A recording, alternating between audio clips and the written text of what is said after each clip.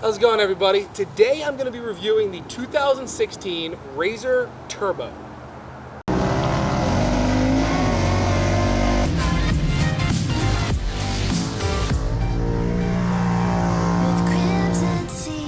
So why did I choose the RZR Turbo over the competition? At the time, it was the biggest, baddest machine that was out there. You couldn't get a turbo in virtually anything else other than the standard Can-Am Maverick. The X3 was out, but it wasn't necessarily tried and true. So I wanted the best, and this is what I came to. I kind of wanted one, and since about 2014 or so, when they were announced and came out with this body style, it's the one that I wanted, and it at the time had the absolute best ride. As you know, down here in South Florida, most of the riding that we do is going to be sort of in the mud. There's a little bit of trails and stuff like that, but the vast majority of it is in the mud. Even though we have the High Lifter edition that's available, I did not choose that because it is not a turbo unit either. And some of the trails I wanted to be able to try to go fast. There are a couple places locally that do allow you to go and run some of the courses and race a little bit as well. So I definitely wanted to do that.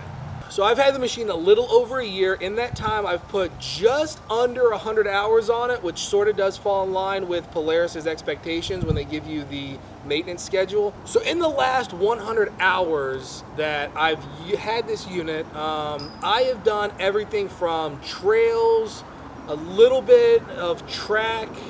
A lot of it is mud riding and swamp riding.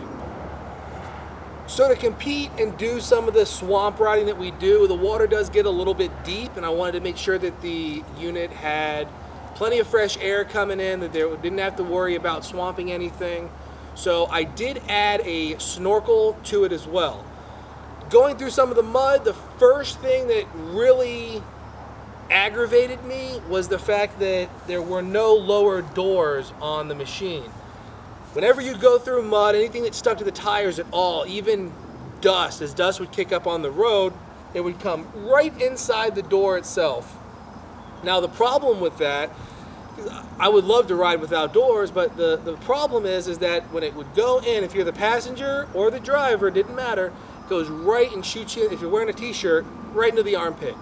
Nothing as terrible as going the entire day with mud in your armpit itself, but not the rest of your body. So something to consider if you do get one of these machines. Definitely the first thing that I would buy is the lower doors. So the second thing that I purchased was actually the roof itself for the machine. Now this roof I did have custom made. It's made out of aluminum. It sort of mirrors the Polaris roof that you can get. However, it has a couple little different angles. Where I store it, it is sort of clearance limited, so I had to have the back of the roof kind of bend down a little bit. Now, I could have modified the Polaris roof, but it was about $10 difference to have a custom roof made, and I could paint it myself, it came powder coated with whatever color I wanted, so that was definitely something that I preferred to do. The next thing that I did after going out a couple times, I realized that at night the headlights are great over most other units that are in the same class. The headlights do work really well, but the light bar definitely needed if you intend to ride at night to get a wider view. If you tend to do anything a little bit higher speed as well, the lights do not project that far down the trail. So the light bar was definitely really good to be able to make sure that there were no animals or anything like that out and about that I had to worry about hitting, as well as ditches or mud, random mud holes that show up. Definitely a purchase I'd consider first too. So now that I had the doors and I had the roof and I'm riding around, I really wanted something that would keep me, I don't want to say entertained, but you want to hear music when you're riding. So it kept me a little more entertained as well. I did add the Wet Sounds Stealth 10, I think it's called, sound bar, and it connects to my phone via Bluetooth. And it sounds great. There's not a lot of bass to it. I do wish that it had a little bit more bass, but it does have an auxiliary out for a subwoofer. So if you wanted to add the door speakers or an auxiliary subwoofer or something, you could. But it's lightweight. It's it's way louder than anything that I possibly need. I did mount it, as you can see, right behind my head so that it doesn't have to be necessarily blaring loud.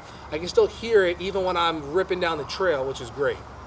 So if you're looking for something that would let you tie down in the front, whether it's on a trailer or be able to pull from, or just add a little bit of protection to the front of the unit itself, the Polaris Deluxe front bumper, pretty good buy. It was about $300.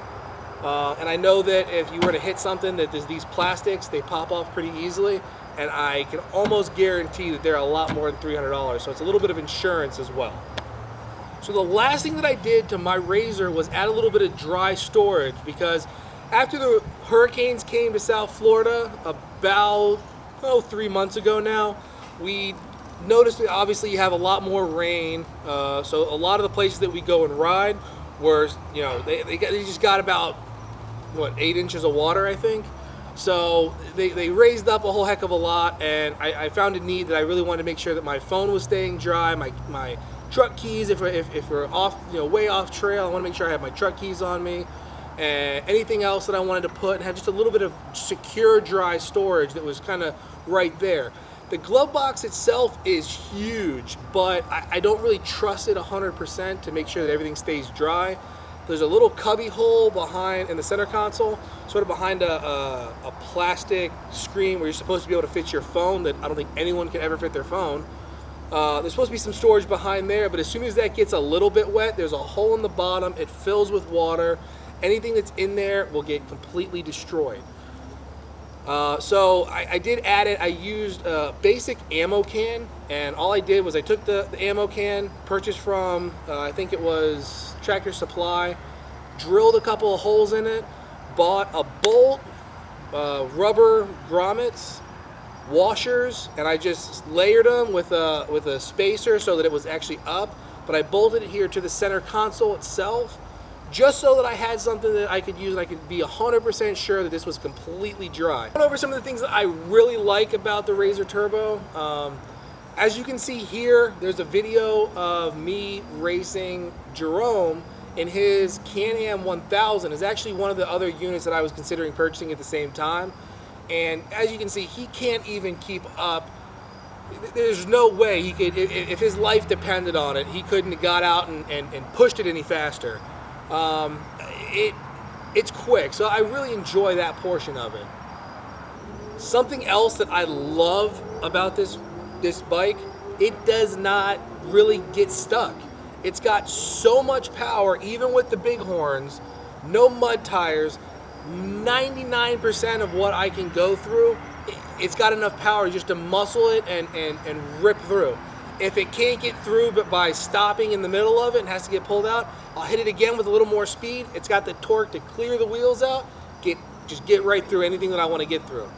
Some of the things that I dislike, and I wouldn't really call it a dislike, it's expensive. I probably have $25,000, $27,000 into the machine itself, between the warranty that I have on it, the service plan, the accessories, and the unit itself. It's expensive. So because of that, I'm not made of money. I don't really push it to its limits, so to say. I'll go through water. Like I said, I put the snorkels on it because I wanted to be able to make sure that it was, getting lots of fresh air. But I'll go through water that's probably about waist deep. Anything more than that, I'm not going to go through. So it's not really a limitation of the machine itself, but just, I guess it would speak to say how much the machine costs and how much disposable income you have as to how you're going to treat the machine. And, that may not be a problem for you, but for me, that's something really to consider.